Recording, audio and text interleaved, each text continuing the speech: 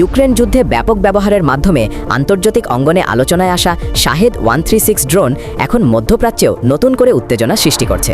প্রায় 50,000 মার্কিন ডলার মূল্যের এই আত্মঘাতী ড্রোন তার কর্কশ ইঞ্জিন শব্দ ও লক্ষ্যবস্তুতে ঝাঁপিয়ে পড়ে বিস্ফোরণের কৌশলের কারণে সহজেই চেনা যায়। সাম্প্রতিক 48 ঘণ্টায় পারস্য উপসাগরীয় অঞ্চলের একাধিক দেশে কয়েকশো ড্রোন হামলার খবর পাওয়া গেছে। বাহরাইন, কুয়েট ও সংযুক্ত আরব আমিরাতে ড্রোন হামলার ভিডিও সামাজিক যোগাযোগ মাধ্যমে ছড়িয়ে পড়েছে। বাহরাইনের একটি ভিডিওতে দেখা যায় রাতের আধারে একটি ড্রোন বহুতল ভবনের দিকে ধেয়ে গিয়ে সজোরে আঘাত হানে। বিস্ফোরণের পর ভবনের অংশে আগুন জ্বলতে দেখা যায় এবং জ্বলন্ত ধ্বংসাবশেষ নিচে পড়তে থাকে।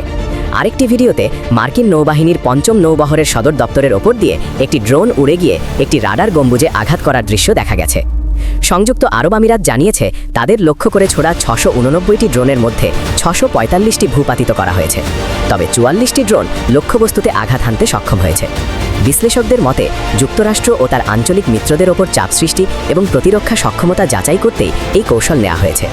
শাহেদ 136 ড্রোন প্রায় 3.5 মিটার দীর্ঘ এবং এর ডানার বিস্তার প্রায় 2.5 মিটার।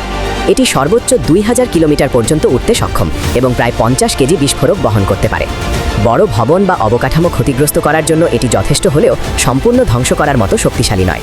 তুলনামূলক ধীরগতির হলেও নিচু দিয়ে উড়ে রাডার এড়িয়ে যাওয়া এবং শেষ মুহূর্তে দিক পরিবর্তনের সক্ষমতা এটিকে কার্যকর অস্ত্রে পরিণত করেছে।